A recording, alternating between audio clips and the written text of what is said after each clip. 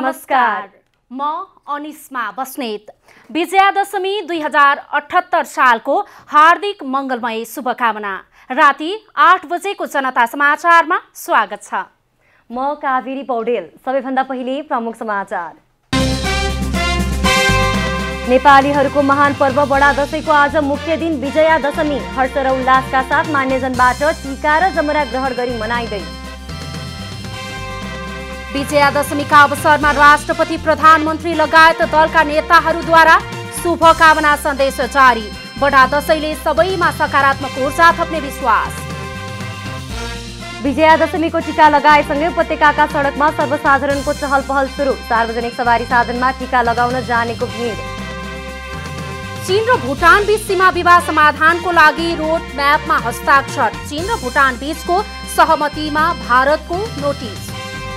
र युएईमा जारी Indian premier league IPL टी20 क्रिकेटको फाइनल खेलमा आज चेन्नई र कोलकाता भिड्दै।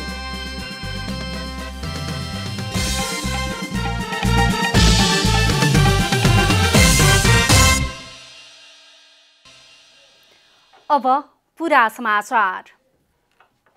नेपालीहरूको महान पर्व बडा दशैंको आज मुख्य दिन विजयादशमी हर्ष उल्लासका साथ मान्यजनबाट टीका तथा जमरा लगाई मनाइँदैछ।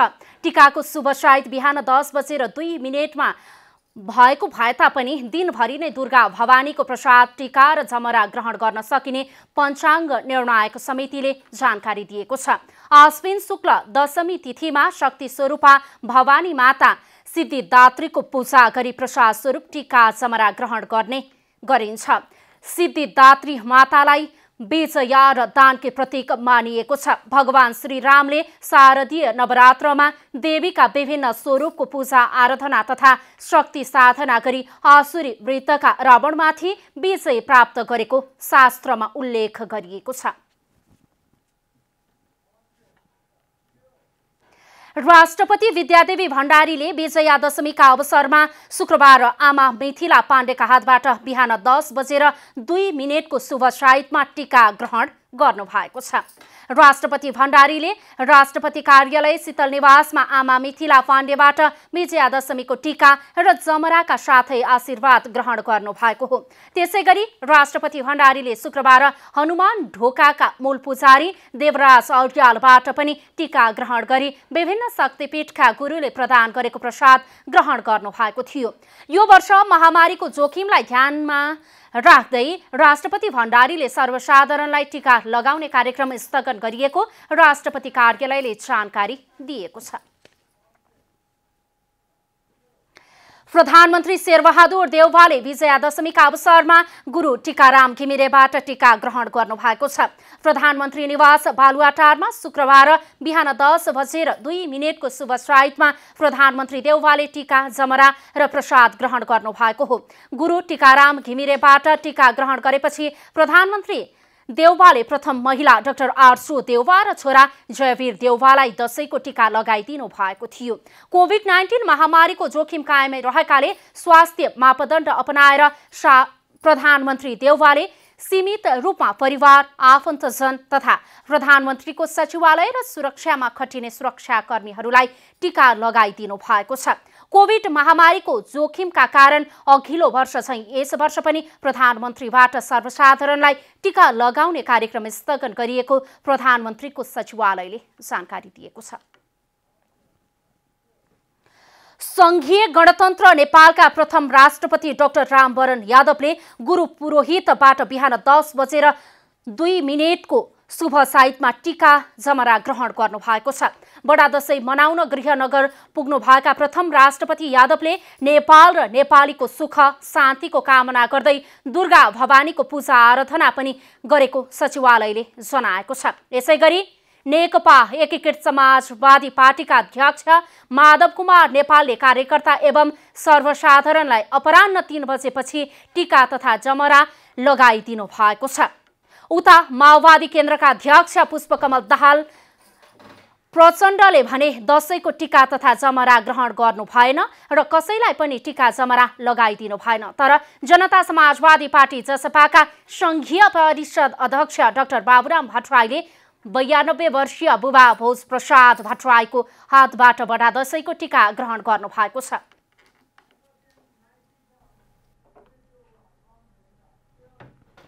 नेपालका लागि चिनिया राजदूत हौ यान्छीले पनि दशैं मनाउनु भएको छ। राजदूत हौ यान्छीले सामाजिक सञ्जाल ट्विटरमा दशैं मनाएका तस्बिरहरू पोस्ट गर्नुभएको छ।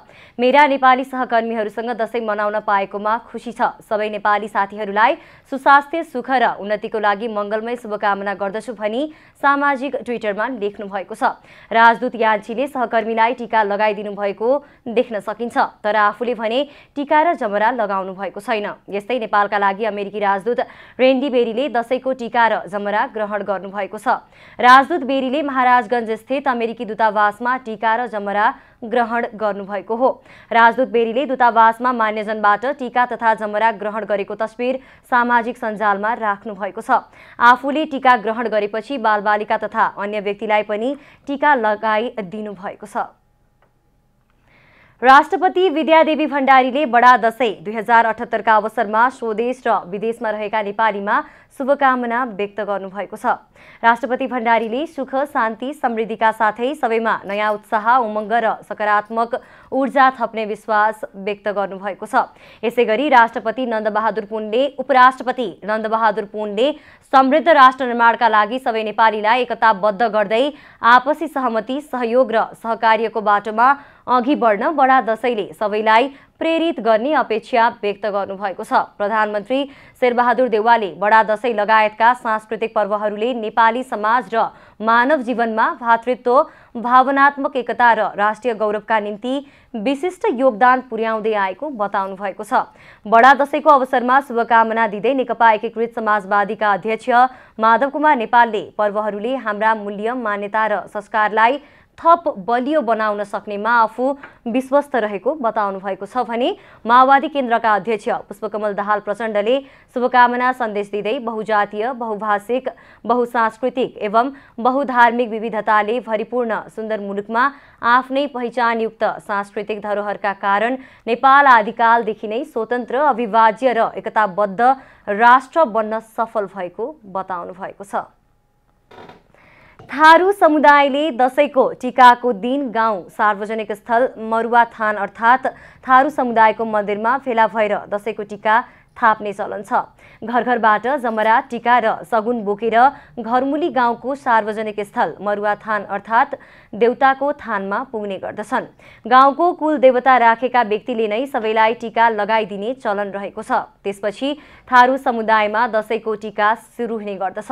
प्रकृतिको पूजकको थारू समुदायले दशैंमा गाउँको समृद्धि, कृषि र पशुपालन उन्नतिको कामना समेत गर्ने चलन छ। थारू समुदायमा दशैं मनाउने आफ्नै परम्परागत शैली छ। पुर्ख्यौली रूपमा दशैं मनाउने एउटै शैली अपनाउँदै आएका थारू समुदायले सामूहिक रूपमा टीका लगाउनुलाई राजतिलकको रूपमा लिने गर्दछन्।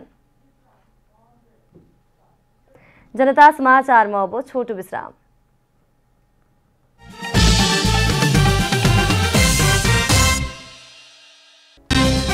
नेपालीहरूको महान पर्व बडा दशैंको आज मुख्य दिन विजया दशमी हर्ष उल्लासका साथ मान्यजनबाट टीका र जमरा ग्रहण गरी मनाइँदै। विजया दशमीका अवसरमा राष्ट्रपति, प्रधानमन्त्री लगायत दलका नेताहरूद्वारा शुभकामना सन्देश जारी। बडा दशैंले सबैमा सकारात्मक ऊर्जा थप्ने विश्वास। विजया दशमीको टीका लगाएसँगै उपत्यकाका सडकमा सर्वसाधारणको चहल पहल सुरु। सार्वजनिक सवारी साधनहरूमा टीका लगाउन जानेहरूको भिड। चीन र भुटान बीच सीमा विवाद समाधानका लागि रोड म्यापमा हस्ताक्षर। चीन र भुटान बीचको सहमति भारतको नोटिसमा। र युएईमा जारी इन्डियन प्रिमियर लिग T20 क्रिकेटको फाइनल खेलमा आज चेन्नई र कोलकाता भिड्दै।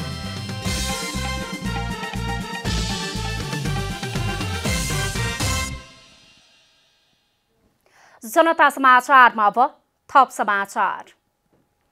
बडा दशैं अन्तर्गत विजया दशमीको दिन जमरा समय वृक्षका साथै नीलकण्ठ पंक्षीको पनि विशेष महत्त्व रहेको छ। हिन्दू धर्ममा नीलकण्ठलाई पवित्र पंक्षीको रूपमा मानिन्छ। धार्मिक पुराण अनुसार नीलकण्ठलाई भगवान शिवको प्रतीक समेत मानिने भएकाले भगवान शिव नै नीलकण्ठको रूपमा जगतमा रहेको जनविश्वास रहेको छ। यस्तै भगवान श्रीरामले पनि यसै पंक्षीको दर्शनपछि नै रावणमाथि विजय प्राप्त गर्नुभएको शास्त्रहरूमा उल्लेख गरिएको छ। विजयादशमीको दिन जो कोहीलाई नीलकण्ठ पंक्षीको दर्शन हुन्छ उसलाई सौभाग्य र पुण्य प्राप्ति हुने जनविश्वास रहेको छ। खास गरी नेपालको मिथिला क्षेत्र र भारतमा पनि नीलकण्ठको दर्शन गर्ने परम्परा रहेको छ। आजको दिन बिहानदेखि बेलुकासम्म कुनै पनि समय नीलकण्ठको दर्शन गर्नाले घरमा धनधान्य वृद्धि हुने जनविश्वास रहेको छ। दशैंलाई बडा दशैं, दशहरा, विजयादशमी, आयुध पूजा आदि नामले पनि चिनिन्छ। आश्विन शुक्ल प्रतिपदादेखि कोजाग्रत पूर्णिमासम्म मानिने विशेष पर्व दशैंको विशेषता पूजापाठ, मिठा मिठा खानपान, नयाँ लुगा फाटा, टीका, जमरा, दक्षिणा, आफन्तसँगको भेटघाट हो। यी मध्य जमराको महत्त्व दशैंमा विशेष त छ नै, घटस्थापनाको दिन राखिएको जमरा दशैंका दिन टीकासँगै लगाइन्छ। दशैंमा जमराको विशेष महत्त्व रहेको छ। प्रकाश नआउने स्थानमा शुद्ध माटो वा बालुवामा जौलाई छरेर उमारिएको पहेँलो जमरालाई धर्मशास्त्रमा समृद्धिको प्रतीक मानिन्छ। अँध्यारो ठाउँमा राख्दा जौको जमराको गुण अझ राम्रोसँग विकसित हुन्छ। छोपेर राखिएको जौको जमरा अष्टमीको दिन झिकेर पूजा गर्ने चलन छ। टीकाको दिन टीकासँगै आशीर्वाद मिसिएको जमरा पुरुषको कान वा टोपीमा सिउरी दिने तथा महिलाको बाटिएको केसमा राखिदिने चलन छ। कसै कसैले दशैंका दिन टीकासँगै जमराको माला समेत लगाउँछन्। हिजो आज कतिपयले मकै तथा गहुँको पनि जमरा राख्छन्। यद्यपि जौको जमरा नै शुद्ध मानिन्छ। जमराको सांस्कृतिक महत्त्व त छ नै, त्यो सँगै आयुर्वेदिक दृष्टिकोणले मानिसको स्वास्थ्यका लागि पनि उत्तिकै महत्त्वपूर्ण मानिन्छ। पछिल्लो समय जमराको जुसलाई स्वस्थकर जुसको रूपमा प्रयोग गर्न थालिएको छ। जमराको जुस सेवनले हाम्रो शरीरमा रोग प्रतिरोधात्मक क्षमता बढाउँछ। जमरामा फाइबर पाइने हुँदा स्वास्थ्यवर्धक मानिन्छ। आयुर्वेदिक ग्रन्थहरूमा जौ र अङ्कुरित जौबाट गर्न सकिने उपचारहरूको उल्लेख भएको पाइन्छ। विविध रोगका लागि जौ उपयुक्त रहेको वैज्ञानिकहरूले पनि पुष्टि गरिसकेका छन्। चिकित्सकहरूका अनुसार 7 वा 9 दिनको जमरा पिँधेर झोल बनाई नित्य सेवन गर्ने हो भने उच्च रक्तचाप, क्यान्सर एवं मधुमेह जस्ता रोगमा फाइदा मिल्छ। Chlorophyll, amino acid, minerals, vitamin A, vitamin B complex जस्ता विभिन्न किसिमका भिटामिनहरू लगायतका तत्त्वहरू यसमा पाइन्छ। श्रीमद् भागवत गीतामा भगवान श्रीकृष्णले पनि औषधि नामः यवः अर्थात् औषधिहरूमा म जौ हुँ भन्नुभएकाले पनि यसको महत्त्वको पुष्टि हुन्छ। रूपा घिमिरे, काठमाडौँ। विजया दशमीको टीका लगाएसँगै उपत्यकाका सडकमा सर्वसाधारणको चहल पहल सुरु हुन थालेको छ। दशैंको साइतको टीका लगाएर आफन्त र मानिसजनको हातबाट टीका लगाउन जाने सर्वसाधारणको सडकमा चहल पहल सुरु भएको हो। आफन्तसँग टीका थाप्न महिला र बालबालिका बढी देखिएका छन्। सार्वजनिक यातायातका साधनहरूमा पनि टीका लगाउन जानेहरूको भिड देखिएको छ। दशैं अघि लाखौं मानिस उपत्यका बाहिर गएकाले केही दिन सुनसान बनेको काठमाडौँका सडकमा आजदेखि सर्वसाधारणको चहल पहल सुरु भएको हो। चाडपर्वको बेलामा घरमै रमाइलो गर्ने प्रचलनका कारण अष्टमीपछि काठमाडौँका सडकमा गाडीको चाप घटेको थियो भने सर्वसाधारणको आवागमन पनि कम भएको थियो। कालीगण्डकी करिडोर सुक्खा पहिरोका कारण अवरुद्ध भएको छ।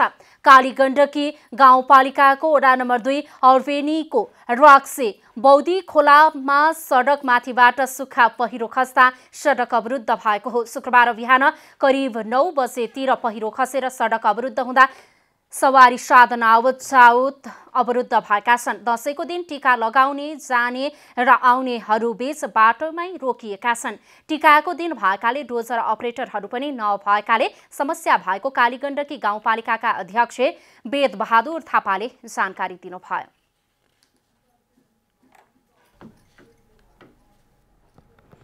रामेछाप जिल्लाको मन्थली नगरपालिका वडा नम्बर 2 निवासी श्याम सुवेदीले आफ्नो कमाईको 1/3 रकमबाट विपन्न बालबालिकालाई छात्रवृत्ति प्रदान गर्दै आउनु भएको छ।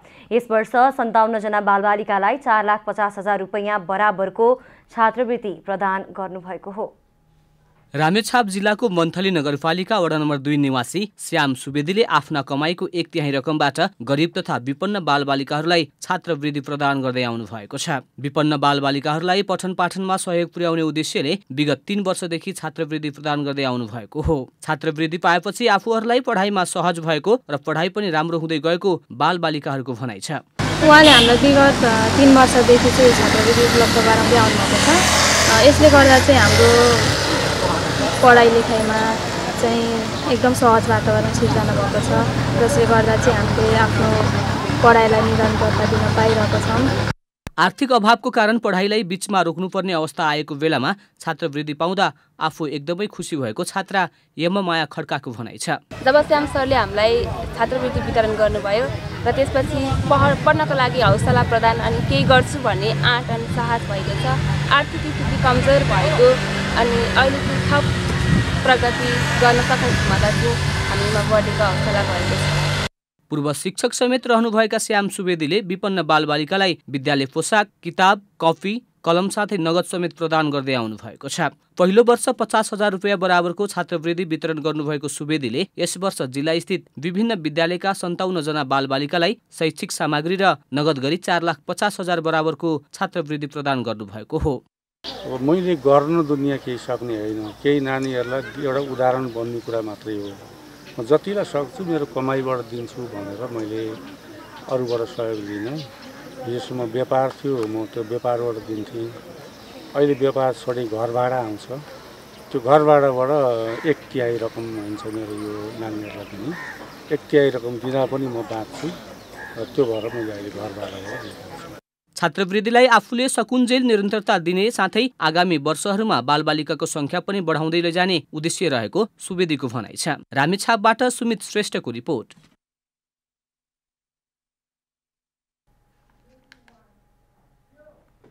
नेपालमा पछिल्लो 24 घण्टामा थप 272 जनामा कोरोना संक्रमण पुष्टि भएको छ। पछिल्लो 24 घण्टामा देशभर 8 जना कोरोना संक्रमितको मृत्यु भएको छ। यो सँगै हालसम्म मृत्यु हुनेको संख्या 11,277 पुगेको छ। शुक्रबार 777 जना कोरोनाबाट संक्रमण मुक्त भएका छन्। हाल देशभर 13,308 जना सक्रिय संक्रमित रहेका छन्। गत 24 घण्टामा 2,092 जनाको PCR तथा 2,620 जनाको एन्टिजेन परीक्षण भएको छ। कञ्चनपुर स्थित महाकाली नदीमा निर्माणाधीन 4 लेन पुलको निर्माण कार्य ढुङ्गा नपाएर प्रभावित बनेको छ। राष्ट्रिय गौरवको आयोजनाको रूपमा रहेको यस पुलमा आवश्यक पर्ने ठूलो आकारको ढुङ्गा पाउन नसक्दा समयमा काम सम्पन्न भएको छैन। सुदूरपश्चिम प्रदेशलाई आर्थिक समृद्धिको बाटोतर्फ डोर्याउन प्रमुख खम्बाको रूपमा रहेको राष्ट्रिय गौरवको आयोजना अन्तर्गत महाकाली नदीमा निर्माणाधीन 4 लेनको पुलको काम प्रभावित भएको छ। पुल निर्माणको भौतिक प्रगति 80% भए पनि दुवैतर्फ पोखरी निर्माण गर्दा आवश्यक पर्ने 260 किलोभन्दा ठूलो ढुङ्गा उपलब्ध हुन नसकेकोले पुल निर्माणको काम प्रभावित भएको हो। महाकाली पारीको दोधारा चाँदनी नगरपालिकामा निर्माण हुने सुक्खा बन्दरगाहसम्म पहुँच पुर्याउने मुख्य उद्देश्यले निर्माण भइरहेको पुलको दुवैतर्फ 5,400 मिटर बाद निर्माण गर्नुपर्ने सम्झौतामा उल्लेख छ। अहिले ढुङ्गा चाहिँ खासमा भन्दा हाम्रो आयोजना स्थलदेखि 20 किलोमिटर वरिपरिबाट ढुङ्गा ल्याउनु पर्ने हामीले कन्ट्र्याक्टरले भन्ने छ। तर ढुङ्गाको सोर्स चाहिँ पुल अफिसले देखाउनु पर्ने हो। हामीले पुल आयोजना स्थलभन्दा 20 किलोमिटर वरिपरिबाट हरसम्म प्रयास चाहिँ गऱ्यौँ। तर अब विभिन्न कानुनी बाधाहरू अनि लोकल मान्छेहरूको अवरोधहरू र यस्तै अरू समस्याहरूले गर्दाखेरि ढुङ्गा चाहिँ पर्याप्त मात्रामा चाहिएको ल्याउन चाहिँ सकिएन। महाकाली पुलसँगै पोखरीका लागि चाहिने 260 किलोभन्दा ठूलो ढुङ्गाको विषयलाई पटक पटक स्थानीय र सङ्घ सरकारसँग समन्वय गर्दा पनि कुनै निकास दिन नसकेकाले ढिलाइ भएको महाकाली पुल आयोजनाको ठहर छ। पटक पटक स्थानीय र केन्द्रसित सम्बन्ध राख्दाखेरि कुनै किसिमको चाहिँ अहिलेसम्म निकास निस्केको छैन। तर हामीले चाहिँ त्यो ढुङ्गाको डिजाइन चेन्ज लगायतको लागि यहाँबाट चाहिँ टिप्पणी उठाएर फाइल पठाएर विभागमा पठाउँदाखेरि विभागले चाहिँ त्यो टिप्पणी चाहिँ त्यो ढुङ्गा बाहेकको अर्को चाहिँ डिजाइन चेन्ज नहुने भन्ने जानकारी प्राप्त भएको छ। आयोजनालाई भीमदत्त नगरपालिकाले पटक पटक सहयोग गर्दै आइरहेको भए पनि निर्माण कम्पनी र नेपाल सरकारबीच सम्झौता गर्दा ठुलो ढुङ्गा के कसरी ल्याउने भनी स्पष्ट उल्लेख नभएकाले समस्या आएको हो। वन जङ्गलदेखि लिएर एक किसिमको दोहन हुने खालको पनि ढुङ्गासम्म पनि भीमदत्त नगरपालिकाले पर्याप्तता गराइसके पश्चात पनि अब त्यहाँ ढुङ्गाको अभाव भएको भन्ने सुनिरहेको छ। हिजोको दिनमा 4 लेनको पुल बनाउँदा हामीले त्यो इस्टिमेट बनाउँदाखेरि पनि त्यो ढुङ्गा हामीले कहाँबाट ल्याउने भन्ने कुरो पनि त्यहाँ खुलाउनु पर्थ्यो। विक्रम सम्मत 2074 भदौदेखि सुरु भएको आयोजनाको निर्माण सम्पन्न गर्ने समय 2078 फागुन 12 गतेसम्म तोकिएको छ। 3 अर्ब 67 करोडको लागतमा बन्ने पुल अन्तर्गत 7.8 किलोमिटर लम्बाइको 6 लेनको पहुँचमार्ग कालोपत्रे भइरहेको छ। कञ्चनपुरबाट धर्मराज कठायतको रिपोर्ट। जिल्ला कारागार ओखलढुङ्गाको भवन पुनर्निर्माण नहुँदा कैदीबन्दी र कर्मचारीले समेत समस्या भोग्नु परेको छ। लामो समयदेखि कारागारको संरचना जीर्णोद्धार नहुँदा कैदीबन्दीलाई त समस्या छ नै, कार्यालय सञ्चालनमा समेत कठिनाई उत्पन्न भएको छ। जिल्ला कारागार ओखलढुङ्गाको भवन पुनर्निर्माण नहुँदा कैदीबन्दी लगायत कार्यालय सञ्चालनमा समेत समस्या हुँदै आएको छ। कार्यालयको अभिलेख अनुसार 2043 सालमा निर्माण भएको कारागारको संरचना त्यस यता मर्मत सम्हार हुन सकेको छैन। कार्यालय भवन, सुरक्षाकर्मी तथा कर्मचारी आवास र सुरक्षा वाल समेत जीर्ण बनेपछि अहिले कारागारको सुरक्षामै चुनौती थपिएको छ। अब सुरक्षा वालहरू सबै जीर्ण चाहिँ भत्किसकेको, अति जीर्ण छन्। सुरक्षाकर्मीलाई बस्नको लागि हजुरको चाहिँ आवास छैन, उहरू के अरे सुरक्षा गर्नका लागि बुर्जाहरूको अपर्याप्त छ। कारागारहरू एकदम खुल्ला छ, कारागारको सिमाना सबै खुल्ला छ। अनि स्थानीय व्यक्तिहरू पनि हामी वर्षौँदेखि हिँड्दै आएको, हिँड्न पाउनुपर्छ भन्ने उहाँहरूको चाहिँ माग छ एउटा। र अर्को कुरो चाहिँ अब कारागार भवन छैन, चाहिँ कारागार आवासको लागि सबै कर्मचारीको लागि आवास छैन। तत्कालीन समयमा 25 जनाका लागि बनाइएको कारागारमा अहिले 5 महिला सहित 97 भन्दा बढी कैदीबन्दी छन्। जीर्ण संरचना, त्यसमाथि क्षमताभन्दा 3 गुणा बढी कैदीबन्दी हुँदा उनीहरूलाई खान, बस्न र सुत्नदेखि लिएर शौचालय गर्न समेतको समस्या छ। भएका संरचना पनि पर्याप्त नहुँदा कतिपय सुरक्षाकर्मी पाल टाँगेर बस्ने गरेका छन्। यस विषयमा पटक पटक कुरा उठेको र संरचना निर्माण गरिएको भए पनि अहिलेसम्म समस्या ज्यूका त्यौं छ। अगाडि नै पठाएको हो त्यो डिपिआर भएर, त्यसको चाहिँ अब विभागमा हाम्रो मौखिक चाहिँ बजेट आउँछ भनेर अगाडिदेखि नै भनेको हो, तर अहिलेको बजेटमा बजेट छुटिएन। त्यसपछि पनि कुरा गर्दाखेरि अब हामी चाहिँ त्यो छलफलमै छौँ। यो त अब अत्यावश्यक हो, अत्यावश्यक कुराहरू हामीले बिचमा पनि अर्थलाई सहमति भयो भने आइहाल्छ भनेर भन्ने छ। खुल्ला सीमानाका नजिक रहेको कारागारको संरचना समेत जीर्ण बन्दा सुरक्षाको दृष्टिकोणले समेत निकै जोखिम रहेको छ। ओखलढुङ्गाबाट राज दयालको रिपोर्ट। अब आर्थिक समाचार। आर्थिक समाचारका साथमा हुलास भए अरू किन खोज्ने।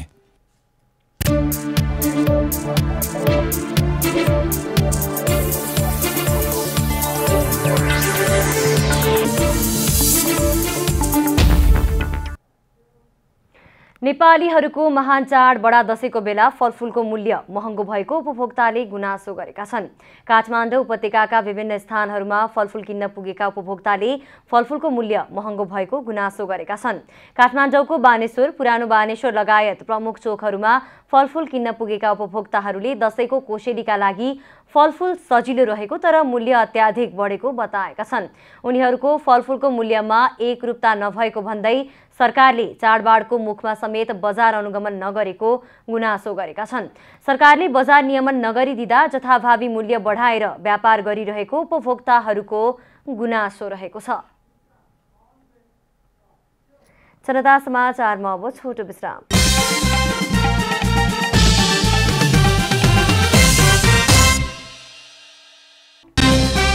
नेपालीहरूको महान पर्व बडा दशैंको आज मुख्य दिन विजयादशमी हर्षोल्लासका साथ मान्यजनबाट टीका र जमरा ग्रहण गरी मनाइगई। विजयादशमीका अवसरमा राष्ट्रपति, प्रधानमन्त्री लगायत दलका नेताहरूद्वारा शुभकामना सन्देश जारी। बडा दशैंले सबैमा सकारात्मक ऊर्जा थप्ने विश्वास। विजया दशमीको टीका लगाएसँगै उपत्यकाका सडकमा सर्वसाधारणको चहल पहल सुरु। सार्वजनिक सवारी साधनहरूमा टीका लगाउन जानेहरूको भिड। चीन र भुटान बीच सीमा विवाद समाधानको लागि रोड म्यापमा हस्ताक्षर। चीन र भुटान बीचको सहमति भारतको नोटिसमा। र युएईमा जारी इन्डियन प्रिमियर लिग T20 क्रिकेटको फाइनल खेलमा आज चेन्नई र कोलकाता भिड्दै।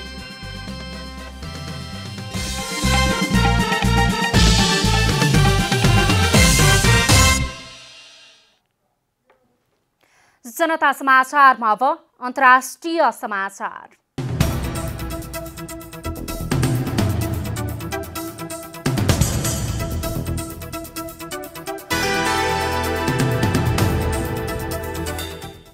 चीन र भुटान बीच सीमा विवाद समाधानको लागि एक रोडम्यापमा हस्ताक्षर भएको छ। चिनिया उपविदेश मन्त्री वु जिआङ्गो र भुटानका विदेश मन्त्री ताडी दोर्जेले सीमा विवाद समाधान गर्ने रोडम्यापमा सहमति जुटाएको बीबीसीले जनाएको छ। दुई देश बीचको सीमा विवाद समाधान गर्न बनेको रोडम्याप निकै महत्त्वपूर्ण रहेको खबरमा उल्लेख छ। सन् 2017मा डोकलम क्षेत्रमा भएको विवादको 5 वर्षपछि भुटान र चीन बीच भर्चुअल वार्ता भएको हो।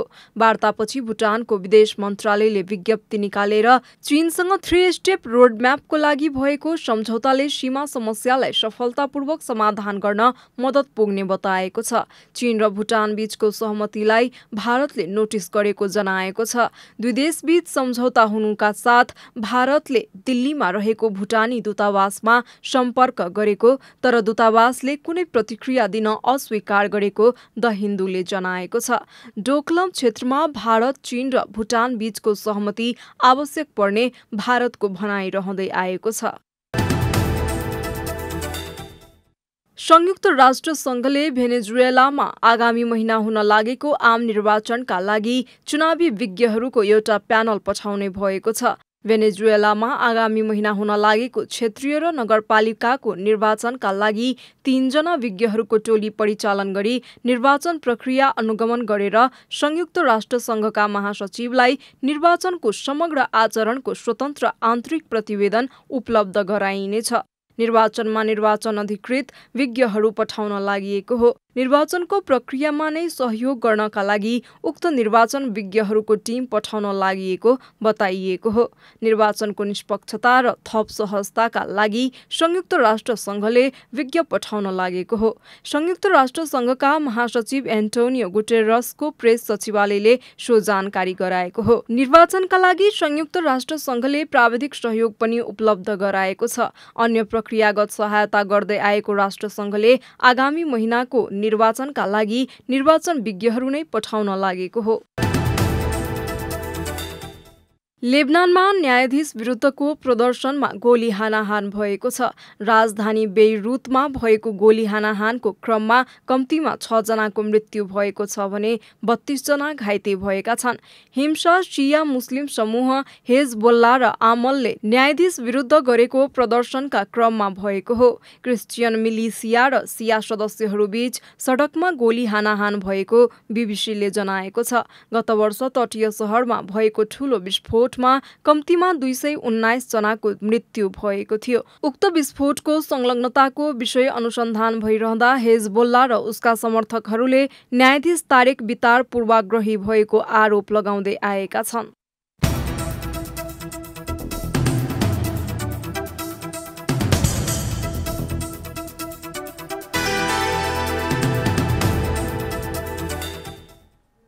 अब खेलकुद समाचार।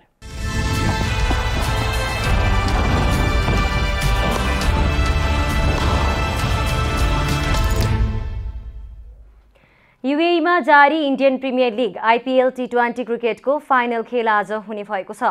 दुबईमा हुने फाइनलमा चेन्नई सुपर किङ्स र कोलकाता नाइट राइडर्स बीच प्रतिस्पर्धा हुनेछ। फाइनल खेल नेपाली समयअनुसार आज राति 7:45 मा सुरु भएको छ।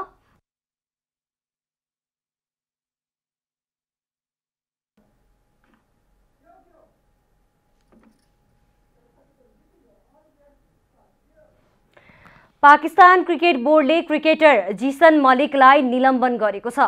एन्टी करप्सन कोड उल्लङ्घन गरेको कारण पाकिस्तानले मलिकलाई निलम्बन गरेको हो। 24 वर्षीय ब्याट्सम्यानले नर्दनबाट नेसनल टी20 कपमा 5 खेल खेलेका थिए। पाकिस्तान क्रिकेट बोर्डले उनीमाथि थप अनुसन्धान भइरहेको जनाएको छ। मलिकले पाकिस्तानको अन्डर 19 टोलीबाट अन्डर 19 विश्वकप खेलेका थिए। अन्त्यमा आजको डायरी।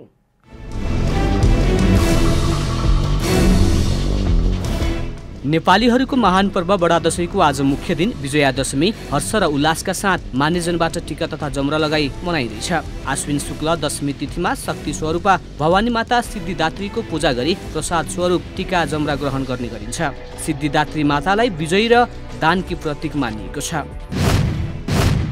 राष्ट्रपति विद्यादेवी भण्डारीले बडा दशैं 2078 का अवसरमा स्वदेश र विदेशमा रहेका नेपालीमा शुभकामना व्यक्त गर्नुभएको छ। राष्ट्रपति भण्डारीले सुख शान्ति समृद्धिका साथै सबैमा नयाँ उत्साह उमङ्ग र सकारात्मक ऊर्जा थप्ने विश्वास व्यक्त गर्नुभएको छ। यसैगरी उपराष्ट्रपति नन्दबहादुर पुन, प्रधानमन्त्री शेरबहादुर देउवाले बडा दशैंको शुभकामना व्यक्त गर्नुभएको छ। विजयादशमीको टीका लगाएसँगै उपत्यकाका सडकमा सर्वसाधारणको चहल पहल सुरु भएको छ। दशैंको साइदको टीका लगाएर आफन्त र मानिसजनको हातबाट टीका लगाउन जाने सर्वसाधारणको सडकमा चहल पहल सुरु भएको हो। चीन र भुटान बीच सीमा विवाद समाधानको लागि एक रोडम्यापमा हस्ताक्षर भएको छ। चिनिया उपविदेश मन्त्री बु जियाङगाओ र भुटानका विदेश मन्त्री ताडी दोर्जेले सीमा विवाद समाधान गर्ने रोडम्यापमा सहमति जुटाएको बीबीसीले जनाएको छ। चीन र भुटान बीचको सहमतिलाई भारतले नोटिस गरेको जनाएको छ। पाकिस्तान क्रिकेट बोर्डले क्रिकेटर जिसन मलिकलाई निलम्बन गरेको छ। एन्टी करप्सन कोड उल्लङ्घन गरेको कारण पाकिस्तानले मलिकलाई निलम्बन गरेको हो। 24 वर्षीय ब्याट्सम्यान मलिकले पाकिस्तानको तर्फबाट अन्डर 19 विश्वकप खेलेका थिए। उनीमाथि थप अनुसन्धान भइरहेको बोर्डले जनाएको छ।